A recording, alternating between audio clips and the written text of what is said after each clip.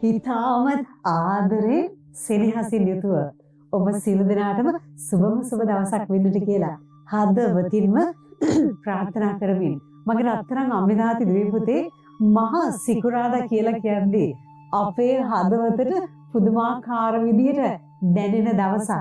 මොකද ජේසු මහා බ්‍රහස්පතින්දා ජේසුගේ ඒ සිදුවීම ඒ වගේ මහා සිකුරාදා පාද නමස්කාරය ජේසුගේ කුරුසේ ඇද ගැසීම මේ සියල්ලම මරණය මේ සියල්ලම මතක් වෙන ඒ දවස මෙනෙහි කරන දවස අපේ හදවතට සමීපම දවස අපේ ආත්මයට මම හිතන්නේ දැනෙනම දවස.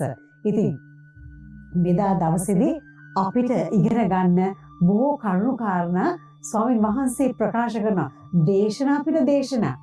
ඉතින් මගේ රත්තරන් අම්මේ තාත්තේ දුවේ පුතේ අපිට පුළුවන් නම් අද දවසේ තියෙන ඒ එසෙන්ස් එක අද දවසේ ස්වාමීන් වහන්සේ අපිට නොයෙකුත් ආකාරයෙන් ප්‍රකාශ කරන ඒ සියලු කරුණු කාරණා අපේම කරගෙන ජීවිතේ ඇද වැටීම් එපා කිරීම ප්‍රශ්න අභියෝග මේ හැම දෙයක්ම දුක කඳුල මේ හැම දෙයක්ම එනකොට අපිට මතක් කරගන්න පුළුවන් නම් ජේසු අපිට ඉස්සෙල්ලා මේ ගමන ගියා. ජේසු රාත්තල් 300ක් බර කුරුසයක් කරේ තියාගෙන ජේසු ඒ ගමන ගියා කියලා මතක් කරගත්තොත් ඒ මොහොතේදී අපිට එනවා පුදුමාකාර එනර්ජි එකක්. ඔබ කරලා බලන්න. මම මගේ පෞද්ගලික අත්දැකීම් කීපයක මම එහෙම කරා. ජේසු මීට වඩා අමාරු අත්දැකීම් කියන්නේ මේක පුංචි දෙයක් නේ කියලා ඒ මතක් කරගත්ත වෙලාවේ දැනිච්ච දැනීම හරි වෙනස්.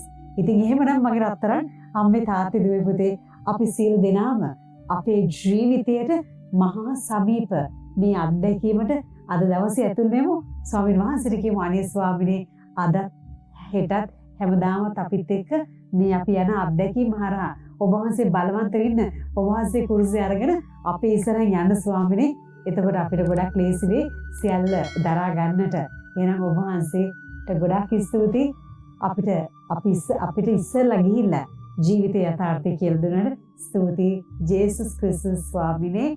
ආමේන්.